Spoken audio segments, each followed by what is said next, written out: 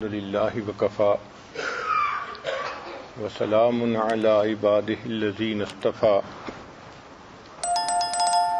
اما بعد اعوذ باللہ من الشیطان الرجیم بسم اللہ الرحمن الرحیم والعصر ان الانسان لفی خسر الا الذین آمنوا وعملوا الصالحات وتواصوا بالحق وتواصوا بالصبر سبحان ربک رب العزة عما یصفون وسلام علی المرسلین والحمد للہ رب العالمین اللہم صل علی سیدنا محمد وعلی آل سیدنا محمد وبارک وسلم۔ آج کے بیان کا عنوان ہے ٹائم مینجمنٹ، کہ عورت اپنی زندگی میں وقت کو کیسے مینیج کرے۔ ہماری زندگی کا وقت محدود ہے، قیمتی ہے۔ اللہ رب العزت نے قرآن مجید میں زمانے کی قسم کھائی ہے۔ مفسرین نے لکھا اس سے وقت کی قدر و قیمت کا ثبوت ملتا ہے۔ اللہ کے پیارے حبیب صلی اللہ علیہ وسلم نے فرمایا، نعمتان مغبون فیہما کثیر من الناس، دو نعمتیں ایسی ہیں کہ جن میں بہت سے لوگ دھوکہ کھا لیتے ہیں۔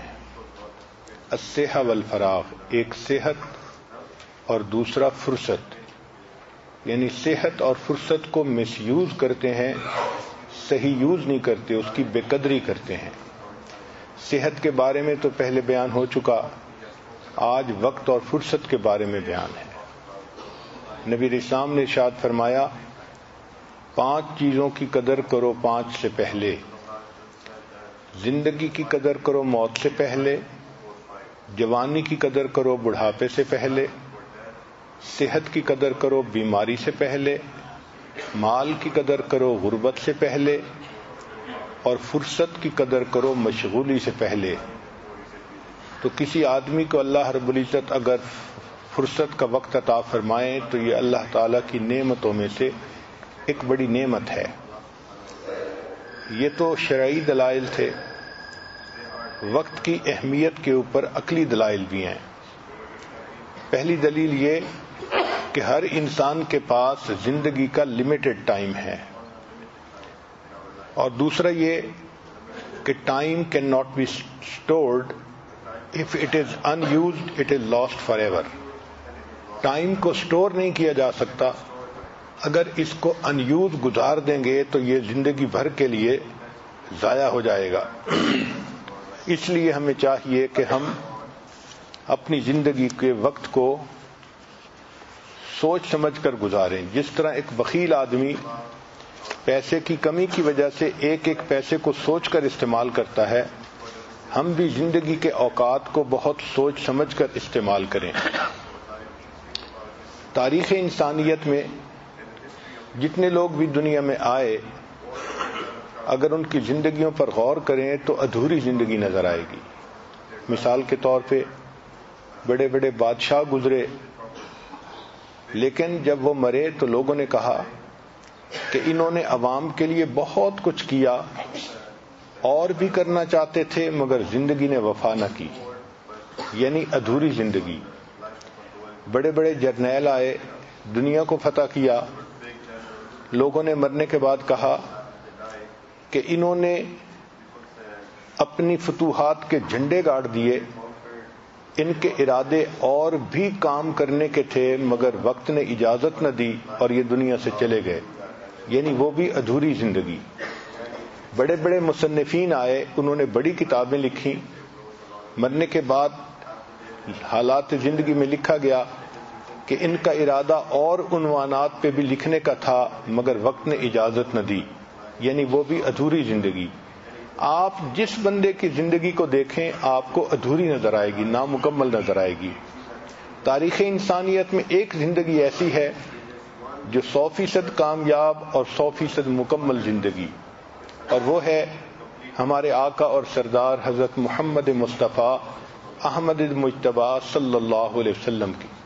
چنانچہ آپ صلی اللہ علیہ وسلم نے حجۃ الوداع کے موقع پہ رات کے اندھیرے میں نہیں، دن کی روشنی میں، جنگل کے ویرانے میں نہیں، 1,25,000 لوگوں کے مجمع میں پوچھا، اے لوگو، میں جس مقصد کو دنیا میں لے کر آیا تھا کیا میں نے اس مقصد کو پورا کر دیا؟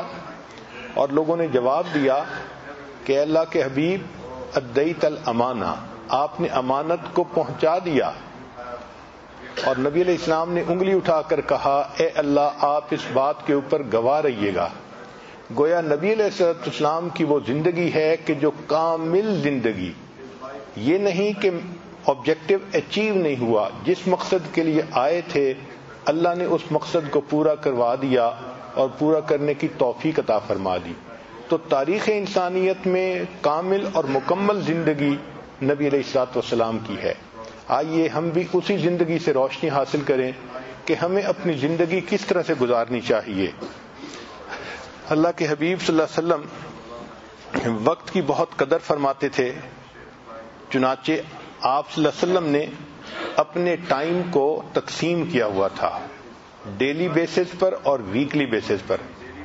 ڈیلی بیسس پر 5 نمازوں میں تقسیم کیا تھا، جو کام کرنا ہوتا تھا ایک نماز سے دوسری نماز کے درمیان کیا جاتا تھا، اور ویکلی بیسس پر اس طرح کہ آپ صلی اللہ علیہ وسلم منڈے ٹیوزڈے کا روزہ رکھا کرتے تھے، اور ویڈنسڈے کا دن مدینہ کی عورتوں کے لیے آپ صلی اللہ علیہ وسلم خطبہ فرماتے تھے، بیان فرماتے تھے۔ امہات المومنین کو پڑھانے کے لیے جو خاتون آتی تھیں وہ منڈے کے دن آیا کرتی تھیں، تو گویا پورے ویک کی ایک تقسیم تھی جس پر زندگی گزر رہی تھی۔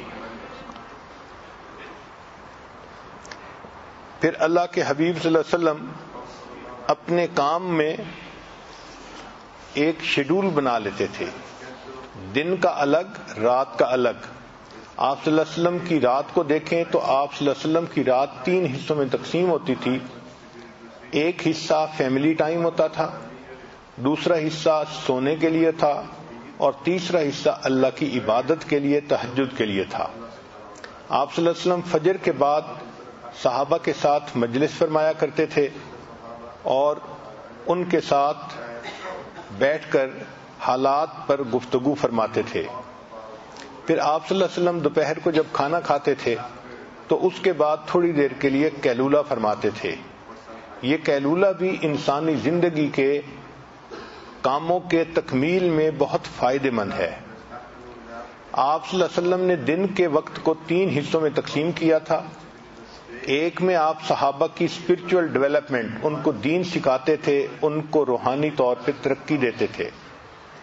دوسرا گھر والوں کے ساتھ بھی کچھ وقت گزرتا تھا فیملی افیئرز میں، اور تیسرا آنے والے جو لوگ ہوتے تھے ان کے ساتھ وقت گزرتا تھا، ان کو دین سکھانا، سوشل افیئرز میں وقت گزرتا تھا۔ چنانچہ آپ صلی اللہ علیہ وسلم کی زندگی میں نماز مرکز تھی اور باقی ایکٹیویٹیز نماز کے ارد گرد ہوتی تھیں۔ آپ صلی اللہ علیہ وسلم جس طرح دن کے اور ہفتے کے ایونٹس کو پلان فرماتے تھے، اس طرح سالانہ ایونٹس کو بھی پلان فرماتے تھے۔ چنانچہ حج کے موقع پہ آپ صلی اللہ علیہ وسلم نے حضرت ابوبکر صدیق لانو کو امیر بنا کر بھیجا، اور دوسرے سال آپ صلی اللہ علیہ وسلم خود تشریف لے گئے۔ کئی صحابہ کو دین سکھانے کے لیے اللہ کے حبیب صلی اللہ علیہ وسلم نے بھیجا، جیسے معاذ ابن جبل لانو کو یمن کی طرف معلم بنا کر بھیجا۔ آپ صلی اللہ علیہ وسلم صحابہ کو وعظ و نصیحت بھی فرماتے تھے، وعظم بلیغا، بہت پر اثر وعظ فرماتے تھے، مگر عجیب شان ہے کہ یہ وقت کے حساب سے بہت مختصر وعظ ہوتے تھے۔ ان کی ڈیوریشن 10 منٹ کے آگے پیچھے ہوتی تھی، اور بعض اوقات تو 3 سے 5 منٹ کا خطبہ ہوتا تھا۔ ایک مرتبہ اللہ کے حبیب صلی اللہ علیہ وسلم نے جہاد کا خطبہ دیا، اس کے کل الفاظ جو گنے تو وہ 130 الفاظ تھے۔ آپ غور کیجئے کتنے بامانی الفاظ ہوں گے کہ 130 الفاظ میں پورا خطبہ مکمل ہو گیا۔ آج ہم بیان شروع کرتے ہیں تو 130 الفاظ میں تو تمہید ہی پوری نہیں ہوتی، ہم اپنے ٹاپک پہ ہی نہیں پہنچتے۔ اللہ کے حبیب صلی اللہ علیہ وسلم نے وقت کی اتنی قدر کی کہ ایک ایک لفظ جو آپ کی زبان فیض ترجمان سے نکلتا تھا وہ پر اثر اور بامانی ہوا کرتا تھا۔ پھر آپ صلی اللہ علیہ وسلم لوگوں سے ملاقات کے لیے وقت کی اپوائنٹمنٹ بھی فرماتے تھے. چنانچہ کبھی قریش مکہ ملنے کے لیے آتے تھے تو آپ صلی اللہ علیہ وسلم ان کو ٹائم دیتے تھے. چنانچہ عبداللہ ابن ام مکتوم رضی اللہ عنہ کا واقعہ یہی ہے کہ اللہ کے حبیب صلی اللہ علیہ وسلم گفتگو میں مصروف تھے اور اس وقت پر کوئی اور بندہ آ گیا سوال پوچھنے والا، آپ نے ان کو انتظار کے لیے کہہ دیا. اس کا مطلب یہ کہ وقت کی اپنی ایک قدر تھی اور اپوائنٹمنٹ ہوتی تھی. نبی علیہ الصلوۃ والسلام زیادہ وقت کو دن کے شروع میں کیا کرتے تھے. چنانچہ نبی علیہ السلام نے دعا مانگی، اللہم بارک لامتی فی بکورہا، اے اللہ میری امت کے لیے دن کے ابتدائی حصے میں برکت ڈال دیجئے. چنانچہ عام زندگی کی دستور یہی ہونا چاہیے کہ انسان رات کو آرام کرے اور فجر کے بعد اپنا کام کرے. ایک مرتبہ سیدہ فاطمہ الزہرا اللہ عنہا فجر کے بعد آرام کر رہی تھیں تو اللہ کے حبیب صلی اللہ علیہ وسلم نے فرمایا کہ فاطمہ فجر کے بعد تم جاگا کرو، اللہ تعالیٰ اس وقت رزق تقسیم فرماتے ہیں. چنانچہ آپ صلی اللہ علیہ وسلم کی نبوت کی زندگی 23 سال تھی. اس 23 سال کی زندگی میں اللہ کے حبیب صلی اللہ علیہ وسلم نے دین اسلام کا انقلاب برپا کر دکھایا. تاریخ انسانیت میں اتنے تھوڑے وقت میں اور اتنے تھوڑے وسائل کے ساتھ اتنا بڑا انقلاب پیدا کر دینا، یہ ہمارے اللہ کے حبیب صلی اللہ علیہ وسلم ہی کی شان تھی. کوئی اور ایسا ملک نہیں، قوم نہیں جس میں اتنے تھوڑے وسائل سے اتنے تھوڑے وقت میں اتنا بڑا انقلاب آ گیا ہو. چنانچہ یہ وہ کامیاب زندگی تھی کہ جس سے ہمیں روشنی لینی چاہیے اور اپنی زندگی کو گزارنا چاہیے. ہمارے اکابرین نے نبی علیہ الصلوۃ والسلام کی مبارک زندگی سے وقت کی قدر کو پہچانا. چنانچہ ہم اپنے اسلاف کی زندگی کو دیکھتے ہیں تو یوں لگتا ہے کہ وہ ایک ایک لمحے کی قدر کرتے تھے. فرماتے تھے جو دم غافل سو دم کافر، جو لمحہ غفلت میں گزر گیا گویا وہ لمحہ کفر کی حالت میں گزر گیا. وہ جانتے تھے کہ ہمارا یہ جسم ادھار کا مال ہے اور ادھار کے مال سے کم وقت میں زیادہ کام نکالا جاتا ہے. امام شافعی رحمۃ اللہ فرماتے تھے مجھے صوفیاء کی 2 باتوں سے بہت فائدہ ہوا. پہلی بات کہ وقت ایک تلوار ہے، اگر تم اسے نہیں کاٹو گے تو وہ تمہیں کاٹ کے رکھ دے گی. اور دوسری بات کہ اے دوست تو اپنے نفس کو پالنے میں لگا ہوا ہے اور تمہارا نفس تمہیں جہنم میں دھکا دینے میں لگا ہوا ہے. ایک بزرگ فرماتے تھے کہ میں نے ایک برف بیچنے والے سے زندگی کی اہمیت کو پہچانا. کسی نے پوچھا کیسے؟ فرمایا میں بازار سے گزر رہا تھا، ایک بندہ برف بیچنے والا تھا، مگر اس وقت کوئی خریدار نہیں تھا اور برف پگھلتی جا رہی تھی. تو وہ مالک پریشان تھا کہ میری برف پگھلتی جا رہی ہے، خریدنے والا کوئی نہیں.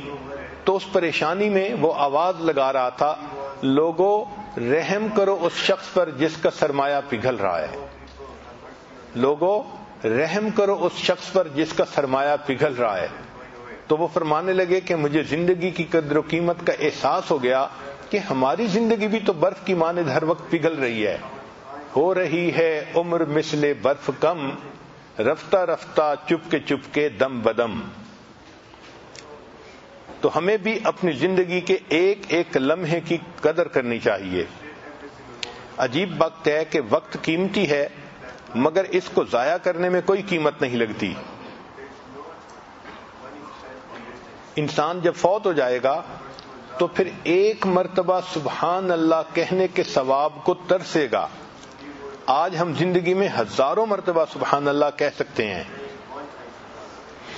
حضرت خواجہ محمد معصوم رحمۃ اللہ علیہ فرماتے تھے یہ وقت وقت کار ہے، طالب علم کمرہ امتحان میں ہے.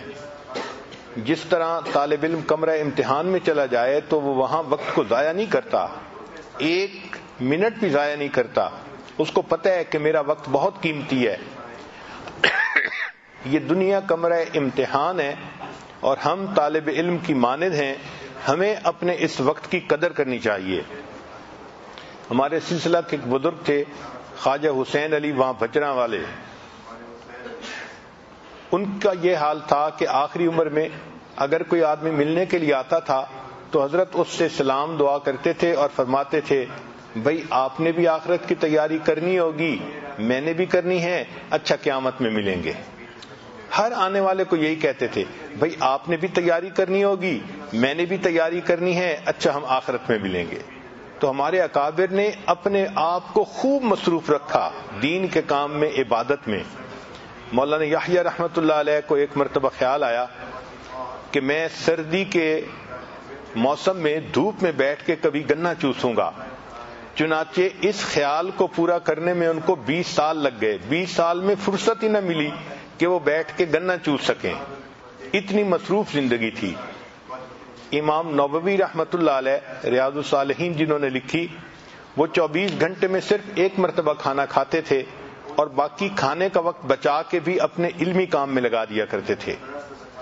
علامہ آلوسی رحمۃ اللہ علیہ ایک دن میں 13 سے لے کے 24 اسباق روزانہ پڑھایا کرتے تھے۔ فضیل بن عیاض رحمۃ اللہ علیہ اپنی ہفتے کی گفتگو کا حساب کیا کرتے تھے۔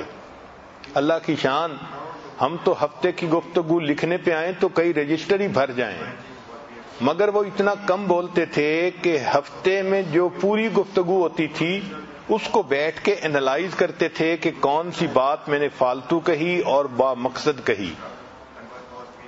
ابو بکر ابن خیاط نحوی سمرقندی رحمۃ اللہ علیہ، وہ اگر گھر سے مدرسے جاتے تھے تو راستے میں بھی اپنی کتاب پڑھتے ہوئے چلتے تھے۔ چنانچہ راستے میں چلتے چلتے ایک مرتبہ کنواں آ گیا اور ان کو پتہ نہ چلا تو کنویں میں گر کر ان کی وفات ہو گئی۔ ابن سخون مالکی رحمۃ اللہ علیہ ایک محدث تھے، وہ ساری رات حدیث لکھتے تھے اور ان کی باندی مدام ان کے منہ میں لقمے ڈالتی تھی۔ عبید بن یعیش رحمۃ اللہ علیہ محدث تھے، 30 سال تک ان کا یہ معمول رہا کہ وہ اپنے حدیث لکھنے کا کام کرتے رہتے تھے اور ان کی بہن ان کے لیے کھانا پکا کے لاتی تھی اور ان کے منہ میں لقمے ڈالتی جاتی تھی۔ وہ کھانے میں بھی اپنے وقت کو صرف کرنا پسند نہیں کرتے تھے۔ امام ابو یوسف رحمۃ اللہ علیہ ساری زندگی دین کا کام کرتے رہے۔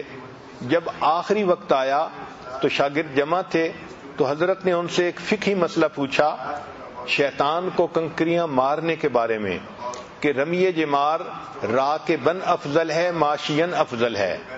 شاگردوں نے جواب دیا، کسی نے کہا راکبن افضل ہے، فرمایا نہیں، کسی نے کہا ماشین افضل ہے، فرمایا نہیں۔ ان کا حضرت آپ بتا دیں۔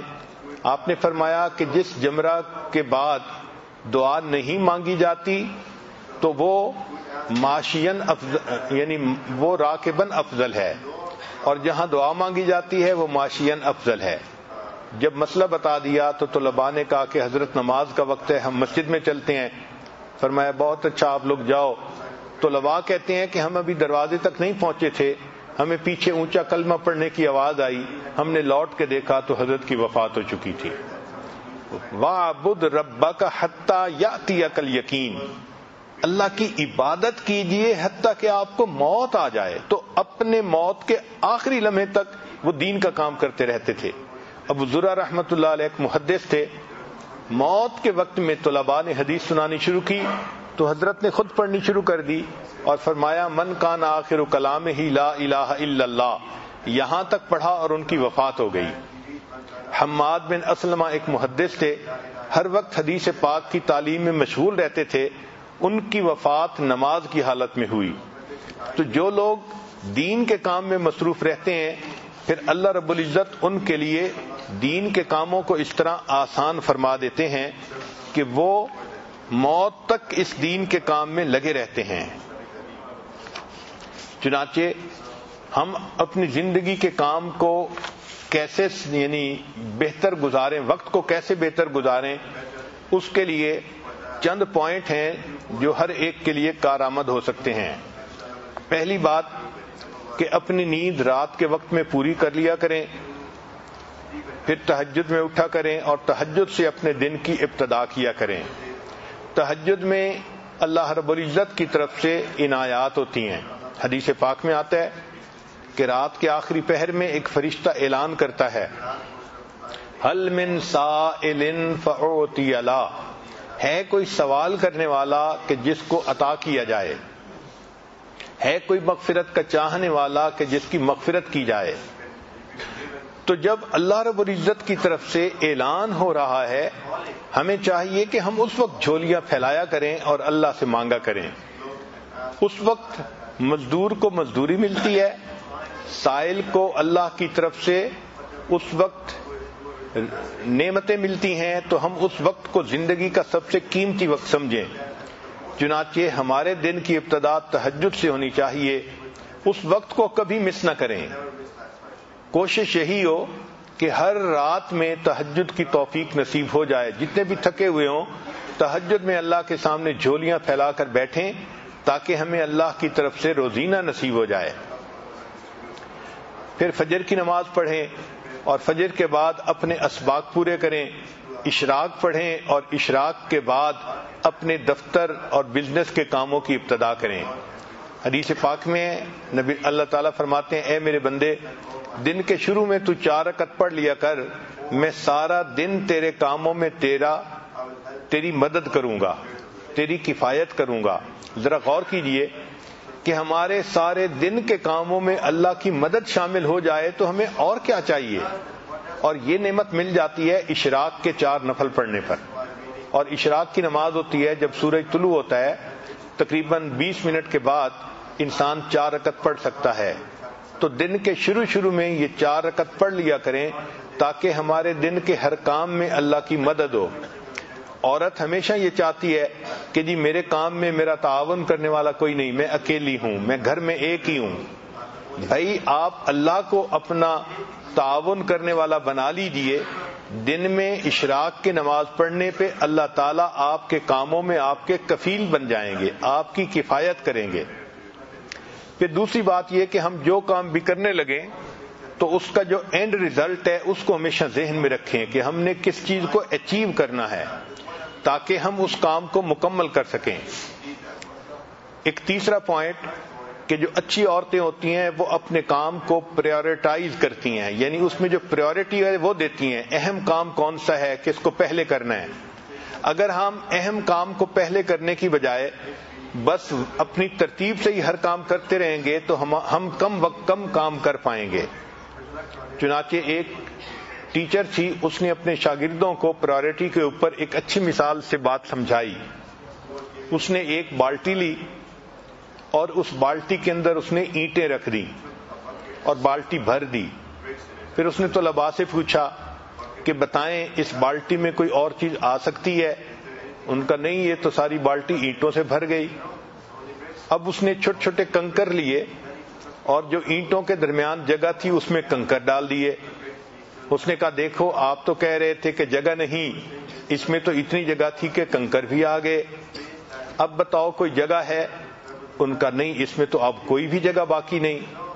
اس نے مٹی اور ریت اٹھائی اور ان کنکر کے درمیان جو چھوٹی چھوٹی جگہ تھی اس میں ریت ہی بھر دی اور کہا کہ دیکھو آپ تو کہتے تھے کہ کوئی جگہ نہیں، اس میں اتنی ساری ریت بھی آ گئی اسی بالٹی میں۔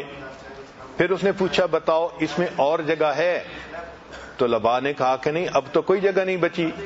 اس نے پانی کا جگ لیا اور اس بالٹی کے اندر ڈالا، چنانچہ اس پورا جگ یعنی پورا پانی کا جگ بالٹی کے اندر آ گیا۔ اس نے کہا دیکھو ابھی اس میں اتنی جگہ باقی تھی۔ پھر اس نے کہا کہ اچھا بتاؤ کہ آپ نے کیا سیکھا؟ انہوں نے کہا کہ ہم نے یہ سیکھا کہ آپ اس میں جگہ بناتی ہی چلی گئیں۔ اس نے کہا نہیں، اس میں نے تمہیں یہ بات سکھانی تھی کہ پریورٹی اصل چیز ہوتی ہے۔ اگر میں اس بالٹی کو پانی سے پہلے بھر دیتی تو اس میں نہ اینٹیں آ سکتی تھیں، نہ ریت آ سکتی تھی، نہ کنکر آ سکتے تھے۔ میں نے پہلے اینٹیں ڈالیں، پھر اس کے بعد کنکر ڈالے، پھر اس کے بعد ریت ڈالی، پھر پانی ڈالا تو یہ ساری چیزیں آ گئیں۔ تو ہمارے وقت کی بھی یہی مثال ہے کہ اگر ہم پریورٹی کے بغیر کام کرنے لگیں گے تو کام نہیں کر سکیں گے، اور اگر پرائورٹائز کر لیں گے تو دیکھیں ایک کام کے اندر دوسرے کا وقت نکل آئے گا، دوسرے کے اندر تیسرے کا، اور ہم کئی سارے کاموں کو ایک وقت میں کر سکیں گے۔ آج ہماری زندگی کا ایک بڑا مسئلہ ہے کہ ہم وقتی کاموں کے پیچھے لگ کے اصلی کاموں کو بھول جاتے ہیں۔ اصلی کاموں کو کہتے ہیں امپورٹنٹ ورک اور وقتی کاموں کو کہتے ہیں ارجنٹ ورک.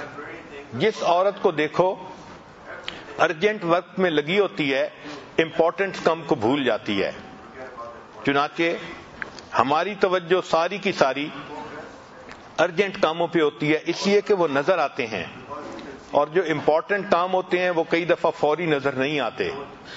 مثلا اپنے مقصد کو سامنے رکھنا یہ امپورٹنٹ کام ہے، اور وقتی ضرورت کے پورا کرنا یہ ارجنٹ کام ہے.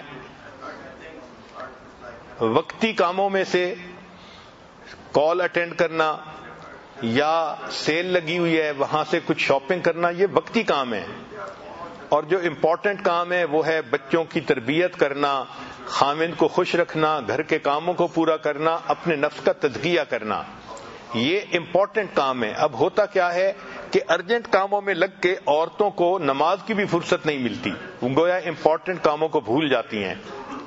سکسیسفل پرسن وہ ہوتا ہے جو امپورٹنٹ کاموں کو یاد رکھتا ہے اور ان کو بھولتا نہیں. چنانچہ 3 لفظ یاد رکھیے، 3 سٹیپ ہیں کامیاب زندگی کے: اپنے کاموں کو پرائورٹائز کرنا، دوسرا ان کو آرگنائز کرنا، اور تیسرا زندگی میں ایک ڈسپلن پیدا کرنا. اگر کام کرتے کرتے آپ تھک جائیں تو کوشش کریں کہ درمیان میں دوپہر کے وقت 10-15 منٹ کا ایک نیپ لے لیں، اس سے انسان فریش ہو جاتا ہے. بہت ساری عورتیں ای میل کے کاموں میں بہت وقت ضائع کر لیتی ہیں. ای میل مینجمنٹ، اس کا نام ہے 4D مینجمنٹ، یعنی ای میل کے کام کو اچھی طرح کرنے کے لیے آپ 4D مینجمنٹ ٹیکنیک استعمال کریں. یہ 4D مینجمنٹ ٹیکنیک کیا ہے؟ سب سے پہلا پوائنٹ، ڈیلیٹ دی ربش. بہت ساری ای میل ربش آتی ہیں، آپ ان کو ڈیلیٹ کر دیں، یہ پہلا پوائنٹ. اور دوسرا، ڈو دی ارجنٹ، جو ارجنٹ ای میل ہے اس کا فوری جواب دے دیں. اور تیسرا، کچھ ایسی ای میل ہوتی ہیں جس کا جواب دوسرے بھی دے سکتے ہیں، تو ڈیلیگیٹ ادرز، ان کا جواب دوسروں کے ذمہ لگا دیں. اور چوتھا ہے ڈیفر، ان جو لمبی باتیں ہیں اور ٹائم ٹیکنگ ہیں ان کو آپ ڈیفر کر سکتے ہیں کہ فرصت کے وقت میں اس کا جواب دوں گی. تو delete rubbish, do the urgent, delegate to others اور ڈیفر دی ٹائم ٹیکنگ. اگر یہ 4 اصول یاد رکھیں گی تو جتنا ای میل کا وقت ہے آپ کا وہ بہت ایفیکٹو گزر جائے گا. لمبے کاموں کو چھوٹے حصوں میں تقسیم کریں اور چھوٹے چھوٹے حصوں میں تقسیم کر کے اس کام کو کرنے کی کوشش کریں.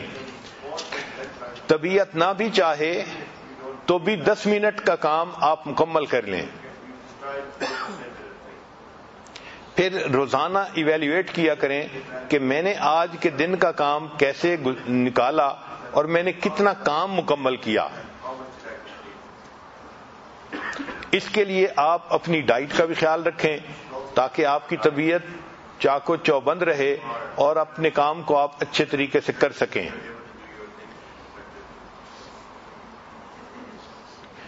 اپنے آپ سے چند کوشچن پوچھیں.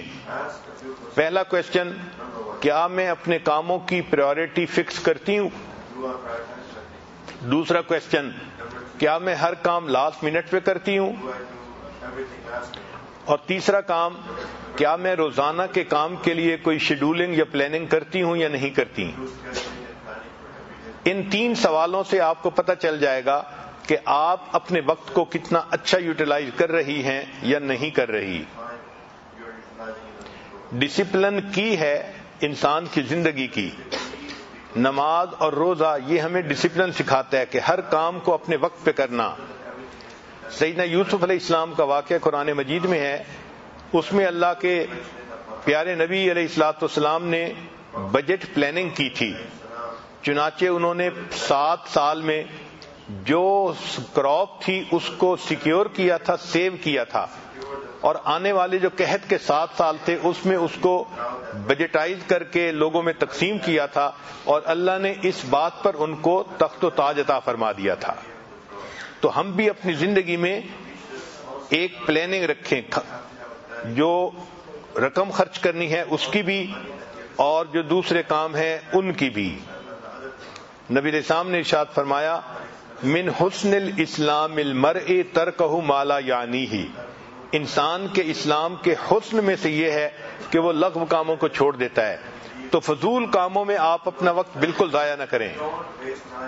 چنانچہ انٹرنیٹ اور فیس بک اور یوٹیوب اور ٹویٹر، سیل فون اور ٹی وی اور ویڈیو گیمز، ان میں اپنے وقت کو 1 منٹ کو بھی ضائع نہ کریں۔ زندگی کا وقت قیمتی ہے، وہ ہمیں ضائع کرنے کے لیے نہیں دیا گیا۔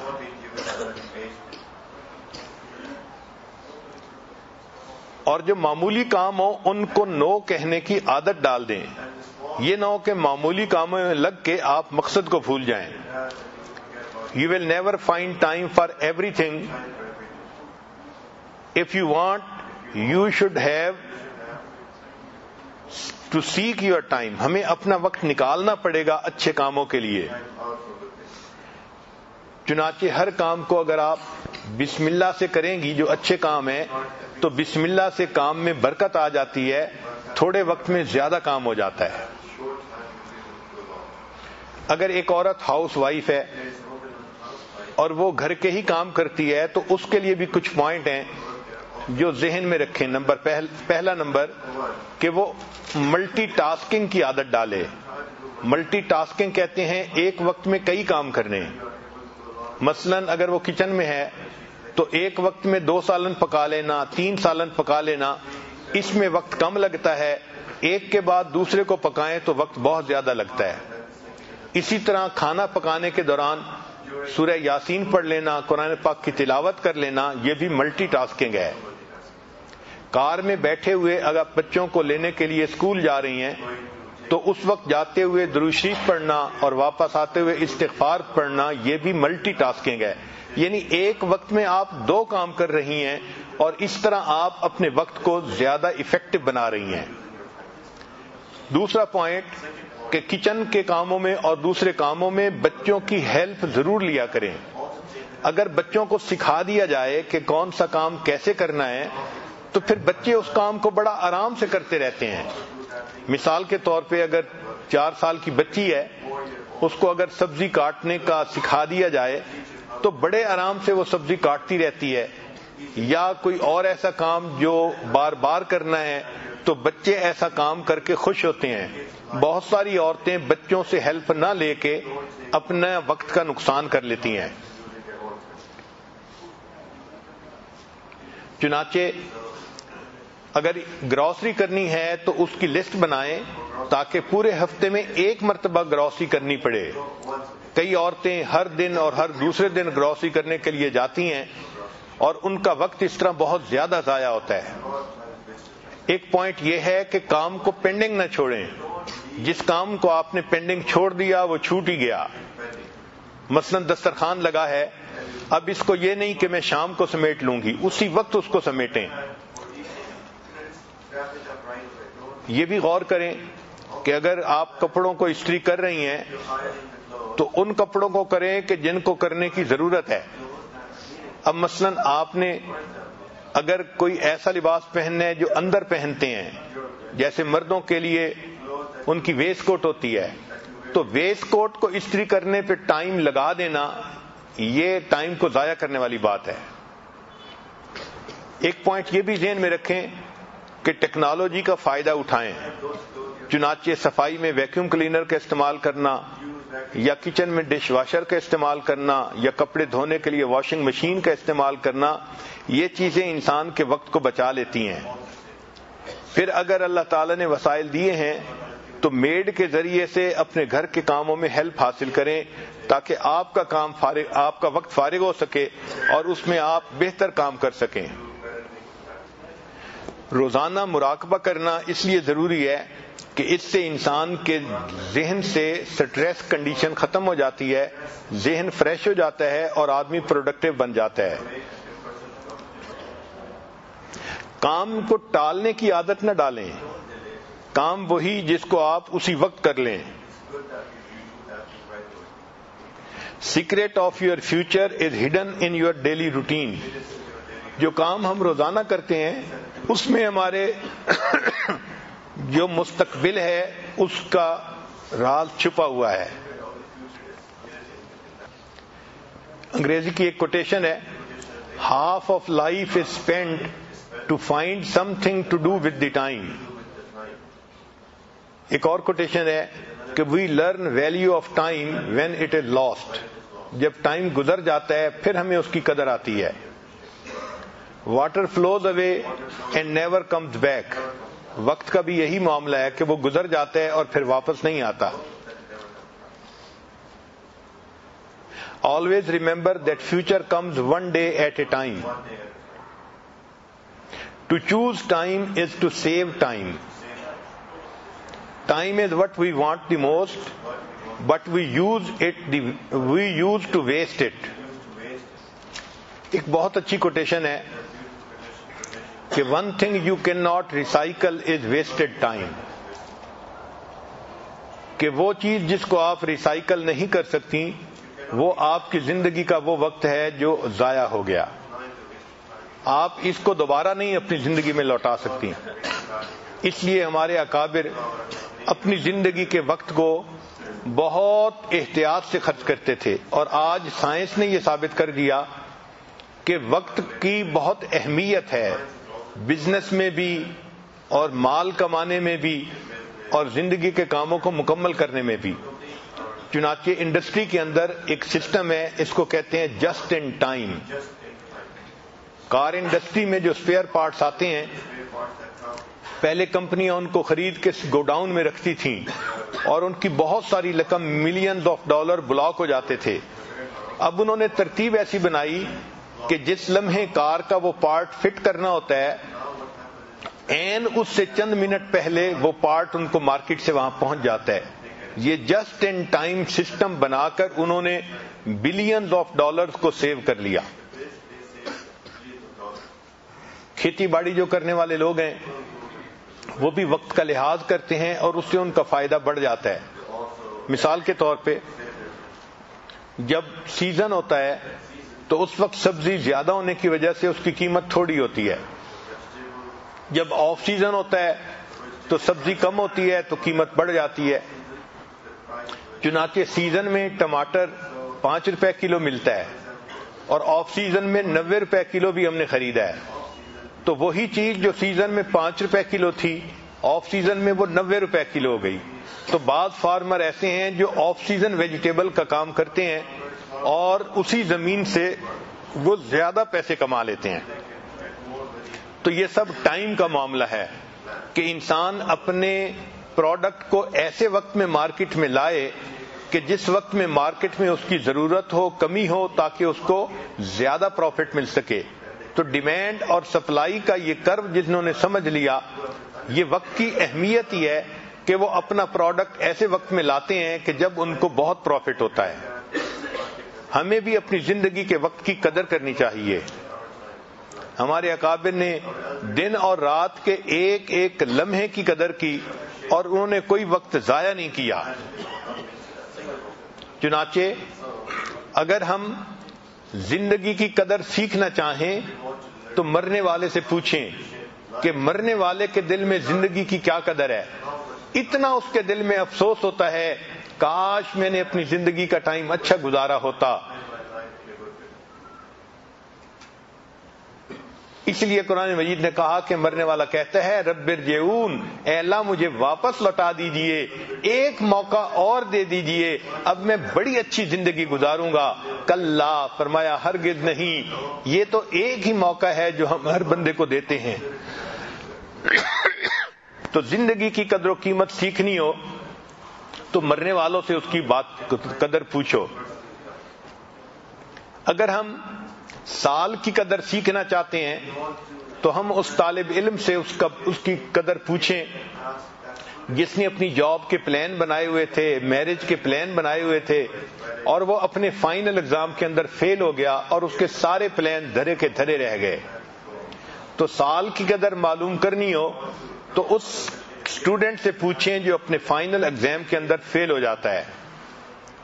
اگر مہینے کی قدر معلوم کرنی ہے تو اس عورت سے پوچھیں کہ جس کے ہاں پری میچور بچہ پیدا ہو گیا, وہ وش کرتی ہے کہ کاش میرے چند دن اور گزر جاتے, 1 مہینہ اور گزر جاتا تو میرا بیبی صحت مند پیدا ہو جاتا. اگر ہم ہفتے کی قدر کرنا چاہتے ہیں تو ہمیں چاہیے کہ ہم اس بندے سے پوچھیں جو ویکلی نیوز لیٹر نکالتا ہے کہ ایک ویک کے دن اس کے نزدیک کتنے اہم ہوا کرتے ہیں. اگر ہم ایک دن کی قدر معلوم کرنا چاہتے ہیں, ہم اس مزدور سے پوچھیں جو ہینڈی مین یا ڈیلی ویجز کا کام کرتا ہے, روزانہ کما کے لاتا ہے اور اگلے دن کے لیے بچوں کے لیے کھانا اس کا انتظام ہوتا ہے. اب وہ صبح سے بیٹھا ہوا ہے, 2 گھنٹے گزر چکے اور اس کو گھر لے جانے والا کوئی نہیں, اور وہ بار بار گھڑی دیکھتا ہے اور سوچتا ہے کہ آج اگر مجھے کام نہ ملا تو کل میرے بچے بھوکے رہیں گے. اس دن کی قدر اس مزدور سے پوچھئے کہ دن اس کے نزدیک کتنا قیمتی ہوتا ہے. 1 گھنٹے کی قدر معلوم کرنی ہے, ہم اس ماں سے پوچھیں کہ جس کے بیٹے کا آپریشن ہونا تھا 1 گھنٹے کا اور وہ آپریشن تھیٹر کے باہر بیٹھ کے انتظار کر رہی ہے. اگر ہم 1 منٹ کی قدر معلوم کرنا چاہتے ہیں تو ہم اس پیسنجر سے پوچھیں کہ جو ایئرپورٹ پہ پہنچنا چاہتا ہے, فلائٹ کہیں مس نہ ہو جائے اور وہ ٹریفک جیم کے اندر پھنس گیا ہے, اس وقت اس کی طبیعت 1 منٹ کی کتنی ویلیو کر رہی ہوتی ہے. اگر ہم 1 سیکنڈ کی قدر و قیمت معلوم کرنا چاہتے ہیں تو ہم اس بندے سے پوچھیں کہ کار ایکسیڈنٹ میں اللہ نے جس کو بچا لیا, 1 سیکنڈ کے اندر اللہ نے اس کو ایکسیڈنٹ سے محفوظ فرما لیا. اگر ہم ملی سیکنڈ کی قدر معلوم کرنا چاہتے ہیں, سیکنڈ کا 1000واں حصہ, تو اولمپک کے جو کھلاڑی ہیں جو بھاگنے کے جو ہے وہ پرائز ون کرتے ہیں, وہ جب بھاگتے ہیں تو جو فرسٹ آتا ہے وہ دوسرے سے ملی سیکنڈ کا ڈیفرنس ہوتا ہے, تو ملی سیکنڈ کے ڈیفرنس سے ان کو میڈل مل جاتا ہے.